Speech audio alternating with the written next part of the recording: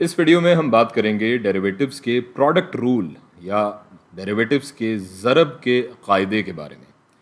यहाँ हम देख सकते हैं कि हमारे पास दो फंक्शंस हैं एफ ऑफ एक्स और ये आपस में मल्टीप्लाई हो रहे हैं, ज़रब खा रहे हैं इनटू जी ऑफ एक्स।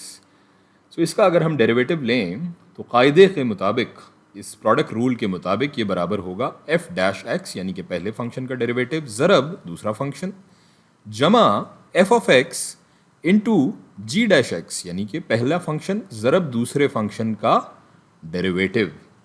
सो इस कायदे, इस रूल को इस्तेमाल करते हुए हम ये जो एक अदद हमें यहाँ पर एक्सप्रेशन दिया गया है, जहाँ पे हम देख सकते हैं कि दो फंक्शंस आपस में ज़रब खा रहे हैं, x square into sine of x, इसका डेरिवेटिव हम मालूम करेंगे।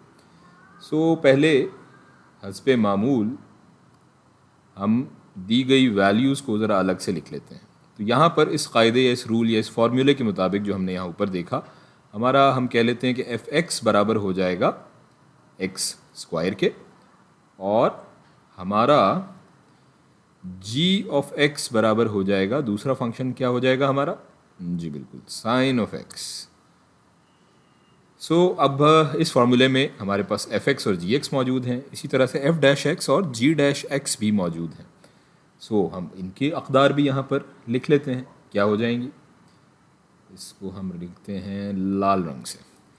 एफ डैश एक्स हमारा बराबर हो जाएगा, हम जानते हैं 2 इंटू एक्स की ताकत, 2 माइनस 1 हो जाएगी 1।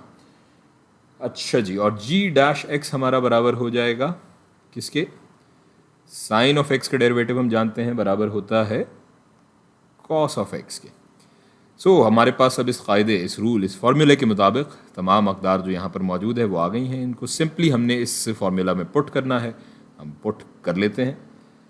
इसको एक हम नए रंग से लिख लेते हैं, और वो नया रंग क्या होगा, वो ये रंग होगा।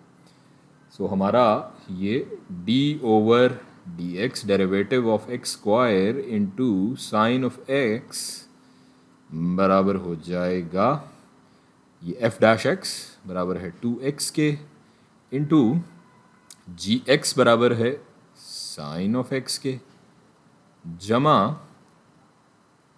एक सेकेंड, जमा को हम ज़रा सही से लिख लें, जमा एफ एक्स बराबर है एक्स स्क्वायर के ज़रब जी डैश एक्स बराबर है हमारे कॉस ऑफ एक्स के। तो जनाब इस प्रोडक्ट रूल ज़रब के कायदे के मुताबिक ये हो जाएगा हमारा डेरिवेटिव इस एक्सप्रेशन का।